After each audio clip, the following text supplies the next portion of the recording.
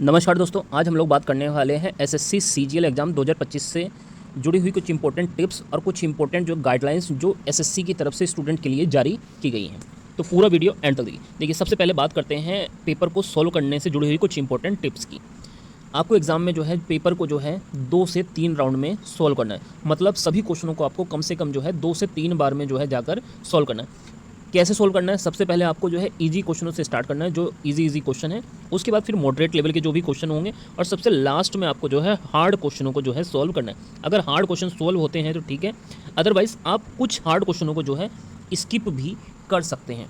इसके अलावा आप जो है एग्ज़ाम में जो है एक्यूरेसी का भी बिल्कुल ध्यान रखना है। जब भी हम क्वेश्चन को सोल्व करेंगे तो यहाँ पे ध्यान रखना है आपको कि एक्यूरेसी आपकी बिल्कुल सही होनी चाहिए। आप इस चीज़ को भी माइंड में लेकर चलना कि आपको पूरे 100 क्वेश्चन जो है अटैम्प्ट नहीं करने हैं।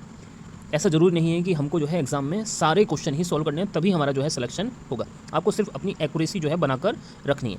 इसके अलावा आप जो है किस सेक्शन को आपको सबसे पहले अटेम्प्ट करना है, ये आप अपने स्ट्रॉन्ग सब्जेक्ट के हिसाब से जो है खुद से डिसाइड कर सकते हैं। जैसे आप रीजनिंग से स्टार्ट कर सकते हैं एग्ज़ाम को सॉल्व करना, उसके बाद जीके जीएस, क्योंकि ये कम टाइम लेने वाला सब्जेक्ट होता है।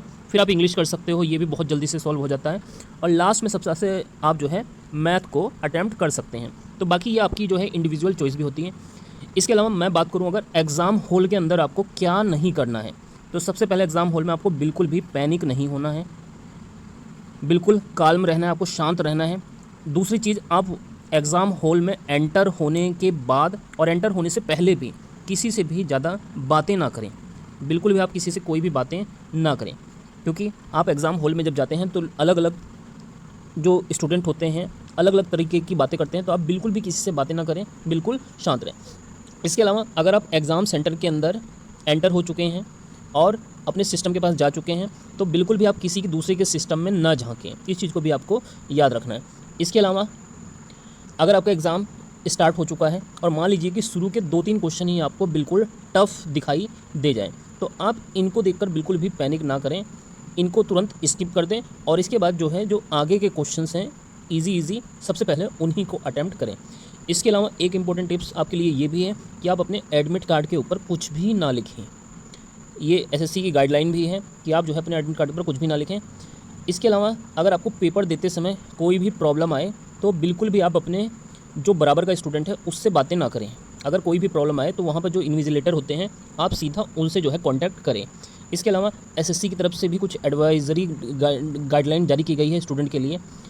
देखिए, जो आपको वहाँ पर रफ शीट दी जाएगी, इस पे भी आपको ध्यान रखना है कि रफ शीट के ऊपर आप बिल्कुल भी जो है क्वेश्चन का आंसर ना लिखें। जैसे फर्स्ट का ए, सेकंड का बी, इस तरीके से जो है कोई भी आंसर ना लिखें। रफ शीट सिर्फ आपको क्वेश्चन को सोल्व करने के लिए दिया गया है। सोल्व करके आप उसमें आंसर जरूर निकाल सकते हैं, लेकिन वहाँ पर नंबरिंग के द्वारा जो है आंसर बिल्कुल भी ना लिखें। अगर आप ऐसा करते हैं तो ये माल प्रैक्टिस माना जाएगा और आपके अगेंस्ट जो है कोई भी एक्शन लिया जाएगा। इसके अलावा एग्ज़ाम देते समय आप किसी से बातें ना करें। और एक इम्पोर्टेंट आपके लिए इन्फॉर्मेशन ये भी है कि आप जब एग्ज़ाम देने अपना जा रहे हैं तो आपको पता है कि वहाँ पर जो है आधार का बायोमेट्रिक जो है वेरिफिकेशन होगा। तो अगर किसी स्टूडेंट का जो आधार है वो लॉक है, उसका लॉक आधार बायोमेट्रिक है, तो आप एग्ज़ाम देने जाने से पहले ही उसको जो है अनलॉक कराकर ही वहाँ पर जाएं।